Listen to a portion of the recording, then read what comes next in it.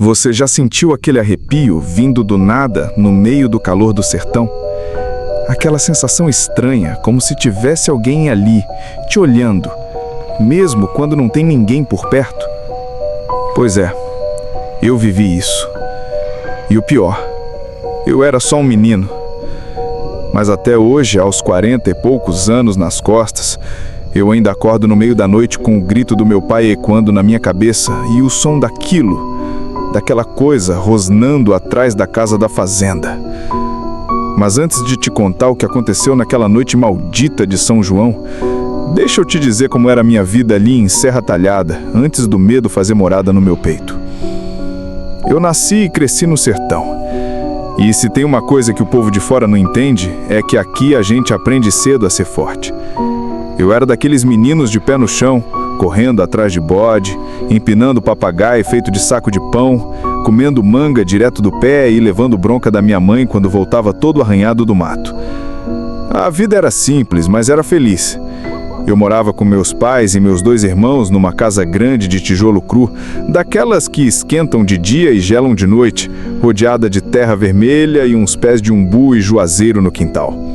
A gente vivia numa fazenda da família, um pouco afastada do centro da cidade. A propriedade era antiga, passava de geração em geração. Todo ano, sem falhar, a gente fazia uma festa grande de São João. A família inteira se reunia. Tios, primos, vizinhos, gente do povoado. Era um daqueles encontros que dava gosto de ver. Com fogueira alta, sanfona comendo no centro do terreiro e cheiro de milho assado no ar. Meu pai, seu Domingos, era o tipo de homem respeitado. Forte, com a voz grossa, meio calado, mas muito querido.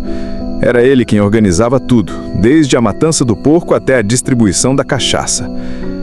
Aquele ano, porém, tinha alguma coisa diferente. O clima estava estranho. O céu, mesmo limpo, parecia pesado. A gente sentia um vento frio do nada, no meio do calorão. E os cachorros viviam latindo para as moitas como se vissem coisa. Mas ninguém falava disso. Afinal, sertanejo é bicho teimoso, né? A gente aprende a conviver com o medo calado, sem dar nome para ele.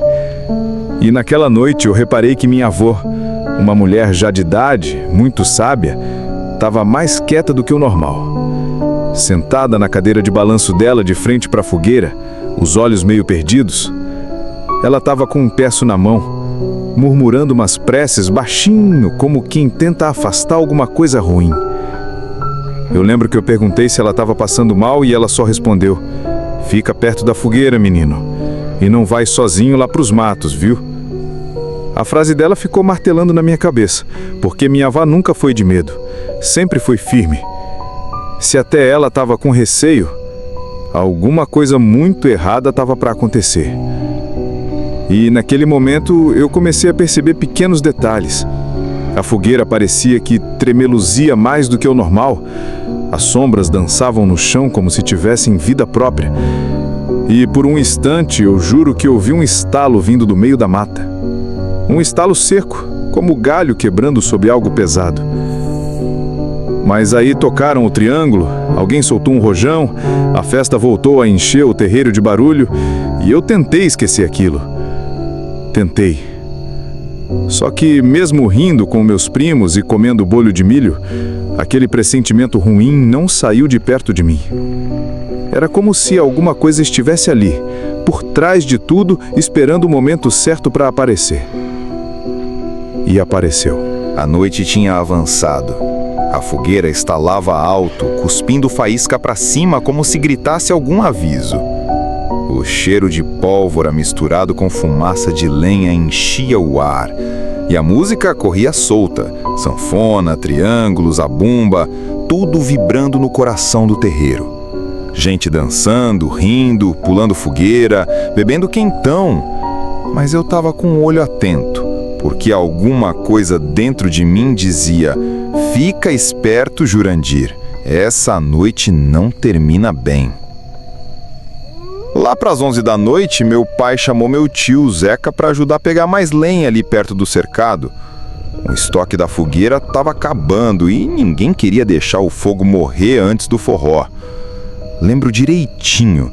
Ele me chamou para ir junto, para carregar uns galhos menores. Eu, meio receoso, mas querendo parecer valente, fui. A trilha até o cercado era curta, não dava nem 10 minutos a pé, mas era fechada de mato e tinha uma escuridão que parecia que engolia tudo fora do alcance da luz da fogueira. Quando a gente entrou no mato, o barulho da festa foi ficando distante, abafado. Era como se a gente tivesse atravessado para outro mundo. Ouvia só o farfalhar das folhas, os passos na terra seca e, de vez em quando, um mugido distante de alguma vaca. Eu ia atrás dos dois, carregando um saco de estopa, tentando não deixar o medo me dominar, mas o ar estava diferente, mais pesado. Um cheiro forte, de bicho, de sangue misturado com sujeira, começou a encher meu nariz. Olhei para o meu pai e ele já estava sério, olhos atentos, como se também tivesse sentido aquilo. De repente, os cachorros da fazenda começaram a latir, alto, desesperado. Aqueles latidos não eram normais. Não era latido de cão com medo de cobra ou de onça, era latido de pavor. Meu pai parou na hora, meu tio também. Ficamos ali os três parados, escutando. Foi aí que veio o primeiro grunhido. Baixo, arrastado, um som grave que veio de dentro do mato fechado, bem à nossa frente. Parecia o som de um porco do mato, mais grosso, mais humano. Meu tio, que sempre foi mais debochado, ainda tentou rir. Deve ser bicho querendo assustar. Mas meu pai não respondeu. Ele só me puxou para trás dele e tirou o facão da cintura. Eu tremia por dentro, mas tentava disfarçar. Meu coração estava batendo tão forte que eu sentia no ouvido. O mato na frente da gente se mexeu. Primeiro devagar, depois com mais força, e então ela apareceu. A coisa, o bicho, o lobisomem. Não tem outro nome para aquilo? Era enorme. Passava fácil dos 2 metros, coberto de pelo grosso, escuro como a noite. Os olhos, vermelhos, brilhavam mesmo na sombra. As mãos, ou melhor, as garras, eram longas, sujas, afiadas. E os dentes, Deus me livre, os dentes pareciam punhais. Mas o pior não era isso, o pior era o cheiro. Um fedor de carniça, suor velho e sangue que enchia o ar, fazia o estômago embrulhar. Eu o congelei. Meu tio Zeca largou tudo no chão. Meu pai me empurrou pro lado e gritou: "Corre, Jurandir! Corre!" Eu saí correndo, tropeçando no mato, nos galhos, com os olhos cheios de lágrima e o coração querendo explodir. Atrás de mim eu ouvia gritos. Não dava para saber se era do meu tio ou do meu pai. O som da coisa se movendo era apavorante. Um misto de rosnado, arranhões em tronco, galhos quebrando, como se uma árvore tivesse vida e tivesse vindo atrás da gente. Cheguei perto da clareira da fazenda e gritei por ajuda. Os adultos começaram a correr, confusos. Foi quando eu vi meu pai. Ele surgiu mancando, arrastado, com o rosto sujo de sangue, e por um segundo eu achei que ele estava morto. Mas não. Ele lutava. A coisa veio atrás dele, andando em 2 pernas, como gente. Avançou com tudo, derrubou ele no chão. Meu pai tentou se levantar, mas o bicho segurou ele pelos ombros e começou a arrastá-lo pelo terreiro como se fosse um saco de batata. Todo mundo congelou.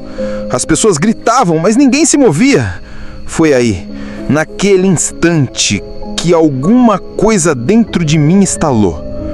Eu vi a faca de mesa caída perto da fogueira, corri até ela sem pensar. O sangue subiu, o medo virou raiva, desespero, não sei. Eu só lembro de gritar e correr com a faca na mão. A coisa me viu vindo, largou meu pai no chão e virou o rosto. Eu pulei com tudo e cravei a faca direto no olho daquilo. O grito que saiu da garganta do bicho não era desse mundo. Ele jogou a cabeça para trás e uivou como um demônio sendo arrancado do inferno. Depois saiu correndo em disparada pro mato, levando parte da faca enfiada. Meu pai estava desacordado, mas vivo. O terreiro, antes barulhento, ficou em completo silêncio. só o barulho da fogueira crepitando e o som distante, muito distante, de um uivo cortando a noite. Mas aquilo não acabou ali. Depois daquela noite, nada mais foi o mesmo. A festa acabou ali, no grito sufocado da criatura, no desespero estampado no rosto dos meus parentes e no silêncio mais pesado que já senti na vida. Meu pai foi levado às pressas para dentro de casa.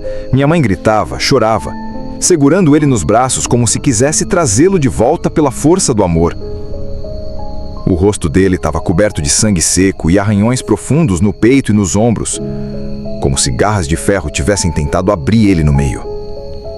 As mulheres da família entraram com panos, água fervendo, garrafadas de tudo quanto é tipo, e começaram a limpar ele. Os homens ficaram de guarda, trancando portas, pegando armas, facões, o que tivessem à mão. E eu fiquei sentado no canto da cozinha, abraçado aos joelhos, tremendo. A faca ainda estava na minha mão, a lâmina torta, suja de sangue escuro, quase preto. Eu sentia o cheiro impregnado em mim. Era como se aquilo tivesse colado na minha alma. A madrugada foi longa. A cada barulho vindo de fora, alguém pulava da cadeira. Um cachorro latindo, o vento batendo na janela. Tudo era ameaça. Ninguém dormiu. Ninguém falou muito. E meu pai, mesmo desacordado, suava frio e murmurava coisas sem sentido, como se estivesse preso num pesadelo que a gente não podia alcançar. Lá pelas 4 da manhã, minha avó chamou a gente para o quarto dela. Fechou a porta, acendeu só uma lamparina e olhou firme para todo mundo. Aquilo que vocês viram não é bicho, nem é homem, é maldição. Disse com a voz baixa, mas firme. Essas terras aqui, elas têm história. Tem coisa enterrada no mato que nunca devia ter sido desenterrada. Ela contou que, muito tempo atrás, um da família se envolveu com bruxaria. Mexeu com coisa errada para ganhar poder. Dizem que ele fez um pacto e que depois disso, coisas começaram a acontecer. Animais mortos, crianças sumidas, uivos na mata. O povo do povoado falava em lobisomem, mas ninguém tinha coragem de encarar a verdade. A família silenciou tudo, escondeu. E essa maldição passou de geração em geração, até que alguém da linhagem caísse nela. É por isso que sempre que tem lua cheia no São João, eu rezo o dobro, porque é quando ele volta. Naquele momento tudo fez sentido. Aquele vento gelado, os cachorros desesperados, o comportamento estranho da minha avó antes da festa, ela já sabia, sempre soube. Só que o que ela não sabia era que dessa vez o bicho ia ter coragem de aparecer no meio da festa. Os dias seguintes foram um tormento. Meu pai melhorou devagar, mas nunca mais foi o mesmo. Ele não falava sobre o que aconteceu. Ficava em silêncio, sentado debaixo da árvore do terreiro, olhando pro nada como se esperasse ver aquilo de novo surgindo da mata. Uma semana depois, ele me chamou sozinho e disse só uma frase: "Obrigado, meu filho." Mas isso ainda não acabou. Depois levantou e foi embora como se estivesse carregando o peso de um segredo que eu era pequeno demais para entender. A fazenda nunca mais teve festa. Meu tio Zeca vendeu a parte dele e se mudou para Petrolina. Minha mãe tentou fingir normalidade, mas dormia com um terço na mão e vela acesa no quarto.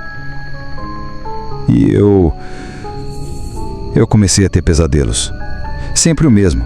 Eu tô correndo pelo mato, a coisa tá me perseguindo e quando eu olho para trás, ela não tem mais o rosto de fera. Tem o rosto do meu pai. Sim, o rosto dele, com o olho furado. Eu comecei a pensar: e se a mordida mudou ele? E se agora ele carrega a maldição dentro dele do mesmo jeito que aquele parente antigo carregou? Aos poucos, pequenos sinais foram aparecendo. Ele sumia à noite, Acordava com as roupas sujas. Os animais do sítio começaram a desaparecer. A gente ouvia barulhos no curral. Meu irmão mais novo dizia que via alguém andando no mato quando todo mundo já estava dormindo. E meu pai, cada vez mais calado, mais sombrio. Certa noite, acordei com o barulho da porta da frente. Olhei pela fresta do meu quarto e vi meu pai saindo. Era a lua cheia. A luz prateada invadia o chão de terra da sala. Ele andava lento, mas decidido, com os ombros curvados e a respiração pesada. Segui ele devagar até a varanda. De lá vi quando ele atravessou o terreiro e entrou no mato. Fiquei ali parado, com o coração martelando no peito. Foi então que eu vi o mesmo rosnado, vindo de dentro do mato. Não era grito de dor, nem gemido de homem. Era transformação. Os ossos estalando, a carne se mexendo, como se alguém tivesse virando outra coisa. E então, o que eu ouvi naquela noite não era coisa para ouvido de ninguém, quanto mais de um menino de 10 anos. O som vinha da mata escura, atrás do curral velho, onde os galhos das árvores pareciam dedos tortos apontando para o céu. Era como se os ossos de alguém estivessem se quebrando e se rearranjando, um por um, acompanhados por uma respiração arfante, animalesca, que aumentava de volume a cada segundo. Eu estava paralisado, os pelos do meu corpo inteiro arrepiados, o coração batendo tão alto que eu ouvia ele dentro da minha cabeça. Naquela hora, tudo dentro de mim dizia para correr, me esconder, fingir que aquilo nunca existiu. Mas eu fiquei preso. O medo era tanto que parecia que minhas pernas tinham se enraizado no chão. Então, vi. A luz da lua, clara e crua, atravessava os ramos da mata e formava desenhos no chão. E ali, entre os feixes de luz e sombra, surgiu a silhueta. Era o meu pai, mas não mais como um homem. Ele estava em transformação. A pele dele tremia, como se algo por baixo se movesse. Os dedos se alongavam, os músculos se esticavam de forma antinatural. A espinha curvava com estalos secos. O rosto, meu Deus do céu, o rosto se projetava para frente. Os dentes se esticavam como lanças e o olho furado, ainda sangrava escuro. O corpo dele cresceu ali, diante dos meus olhos. Em segundos, ele deixou de ser meu pai. Era de novo aquela criatura, o lobisomem, mas agora mais forte, mais feroz e, de alguma forma, mais humano. E foi nesse momento que eu entendi. A faca, aquela noite, ela não matou o monstro. Ela só passou a maldição adiante. Me escondi atrás da cerca, mal respirando. Vi quando a criatura se abaixou, cheirando o chão, farejando o ar, e então saiu em disparada para o mato, numa velocidade absurda, como um borrão escuro entre as árvores. E com ela, o silêncio da noite foi rasgado por um uivo longo, estridente, que pareceu fazer até a lua tremer. Voltei correndo para dentro de casa, trancando a porta, suando frio, com o gosto de bile na boca. Minha mãe estava dormindo na sala, agarrada ao terço. Eu não disse nada. Como é que eu ia dizer? Mainha, o pai virou um monstro e saiu correndo no meio da mata. Não tinha palavras para aquilo. Naquela noite, eu não dormi, nem nas outras. Os dias seguintes foram uma mistura de normalidade forçada e pequenos horrores silenciosos. Meu pai voltava suado, sujo, com o olhar perdido, às vezes mancando, às vezes sorrindo demais, como quem tenta esconder alguma coisa. E sempre durante a lua cheia, ele sumia. A desculpa era sempre a mesma. Fui ver umas cercas, tive que ir até o açude, coisa de homem. Mas eu sabia. Sabia que o homem que voltou daquela mata não era mais só meu pai. Aos poucos, comecei a investigar. Me escondia à noite. Anotava quando ele saía, onde ia, que dia sumia. E cada vez que eu fazia isso, o rastro de destruição era maior. Galinhas sumidas, porcos abertos no curral, um bezerro desaparecido e o pior, vizinhos começaram a comentar. Achei sangue nos meus pastos, ouvi coisa estranha de madrugada. Tem alguma coisa ruim rondando o povoado. E então veio o pior. A filha do seu Osmar, homem bom, vizinho nosso, desapareceu. Sumiu do quarto, janela aberta, lençol no chão e um rastro de pegadas descalças com marcas de garras na lama.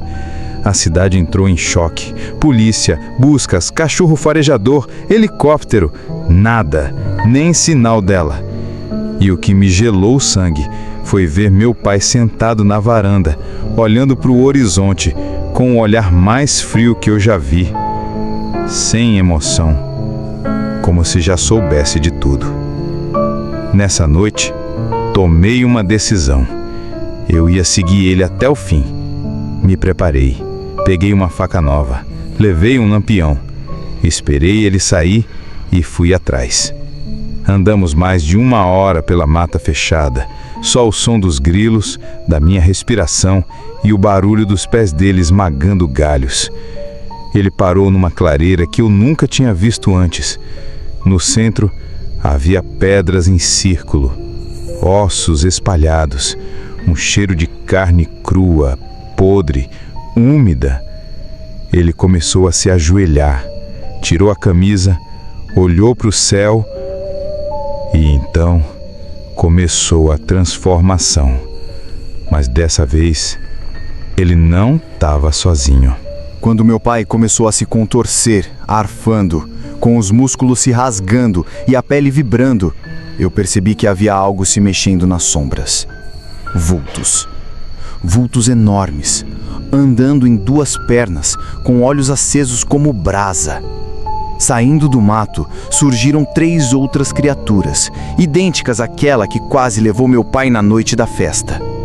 Um deles era maior, mais robusto, com cicatrizes profundas no peito. O outro mancava, com uma das patas traseiras deformada. E o terceiro tinha uma mandíbula deslocada, que se abria para o lado, como se tivesse sido quebrada e mal curada. Eles cercaram meu pai. Eu assisti a tudo, escondido entre as árvores, sem conseguir mover um músculo.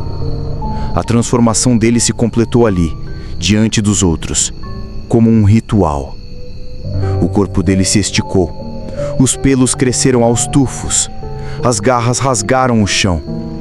Quando ele uivou, os outros responderam. Aquilo não era uma simples reunião. Era uma alcateia. E meu pai era um deles agora.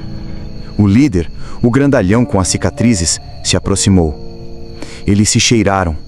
Um som gutural, como um rosnado de reconhecimento, saiu da garganta do bicho. Foi quando percebi. Aquele não era só um grupo qualquer. Aqueles lobisomens estavam organizados, com hierarquia, regras, funções. Era como se o que eu conhecia de lenda fosse só a ponta do iceberg. Eles tinham estrutura. E agora, meu pai fazia parte disso. O bicho de mandíbula torta se arrastou até o centro do círculo de pedras e largou um objeto ali. Era a cabeça. Meu estômago virou.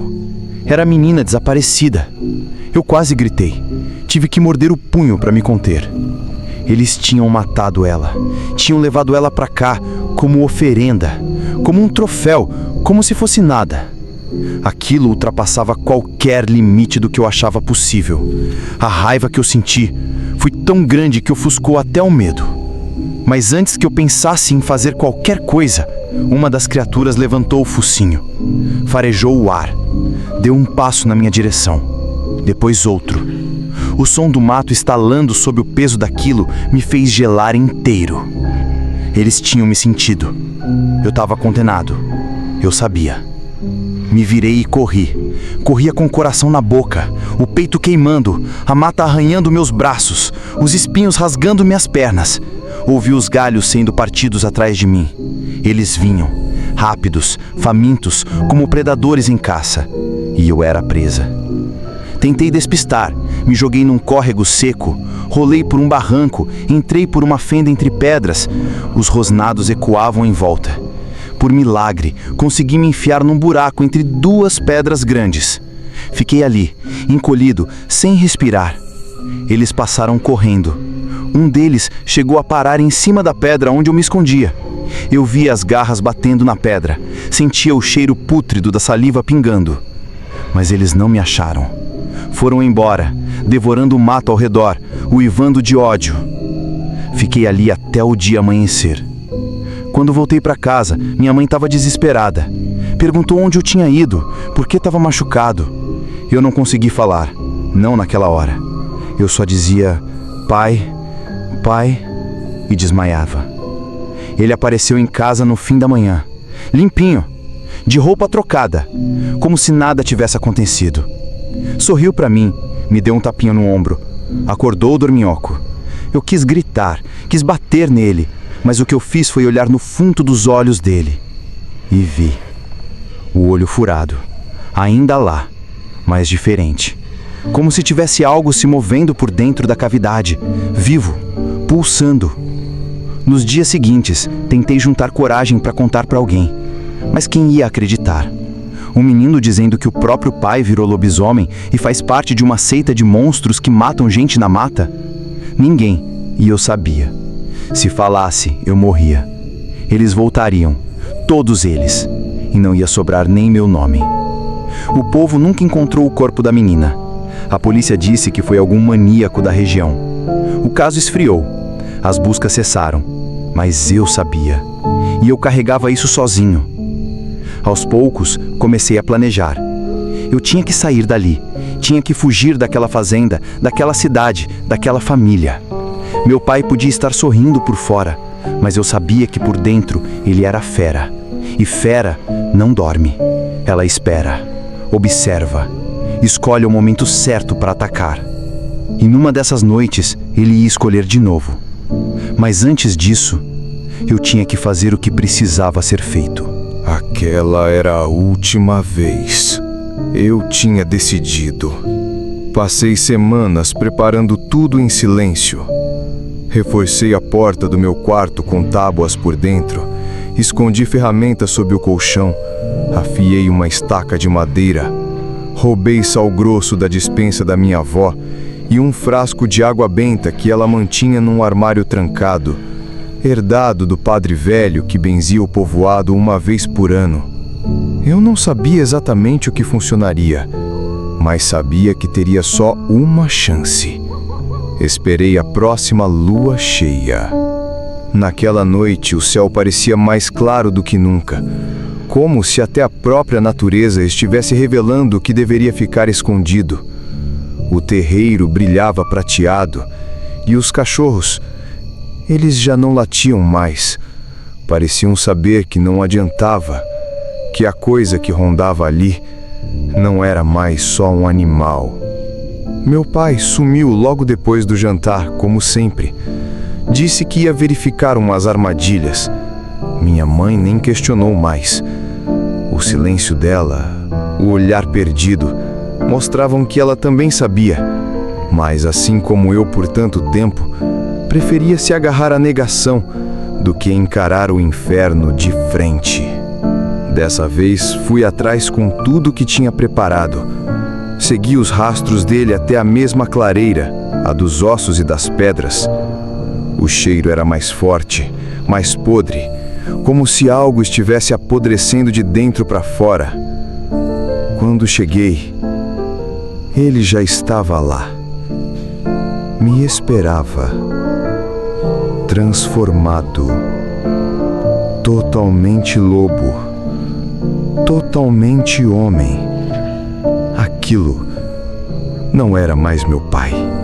Os olhos dele, ou o que restavam de um, brilharam assim que me viu. O corpo inteiro dele pulsava. Ele se ergueu com quase 3 metros de altura e deu um passo para frente. Eu tremia, mas fiquei firme. Levantei a estaca e gritei o nome dele. Pai! Ele parou. Por um instante, juro por Deus, eu vi algo naquele olho bom, uma fagulha, uma lembrança, um sopro de humanidade. Mas durou um segundo, e então ele uivou. Um som que fez meu ouvido sangrar e os pássaros voarem, mesmo de noite. Ele veio para cima. Eu joguei o sal no rosto dele. Ele urrou de dor, tropeçou. Bati com a estaca no peito, mas não entrou fundo. Me jogou no chão com um tapa. Me fez voar como um boneco de pano. Eu estava machucado, mas vi a faca no chão. Corri até ela. Ele avançou. Eu me virei no último instante e cravei a lâmina direto onde antes era o coração do meu pai. Silêncio. Ele me encarou. 1 segundo, 2. E então caiu. O corpo tremeu. Voltou lentamente à forma humana, como se derretesse. Ali estava ele, seu Domingos, meu pai, nu, ensanguentado, com a faca no peito, me olhando. E antes de morrer, ele sussurrou: "Você fez o certo." E parou de respirar. Eu gritei até minha garganta rasgar. Acordei o povoado inteiro. Meu tio chegou primeiro, depois os outros. Ninguém entendeu, ninguém acreditou. A versão oficial? Ataque de onça, loucura, delírio de menino. Mas eu sei o que eu vi, o que eu matei, o que ele era e o que ainda existe. Porque naquela mesma noite, antes do sol nascer, lá na mata, bem distante, outro uivo ecoou. E dessa vez, não era só um. Se você chegou até aqui, é porque a história te prendeu. Então não se esquece de deixar o seu like, isso ajuda demais o canal a crescer. Se inscreve também e ativa o sininho para não perder nenhuma das próximas histórias aterrorizantes que estão vindo por aí. E ó, tem mais um vídeo aparecendo aqui na tela agora. Clica nele e continua com a gente. Até a próxima, se tiver coragem.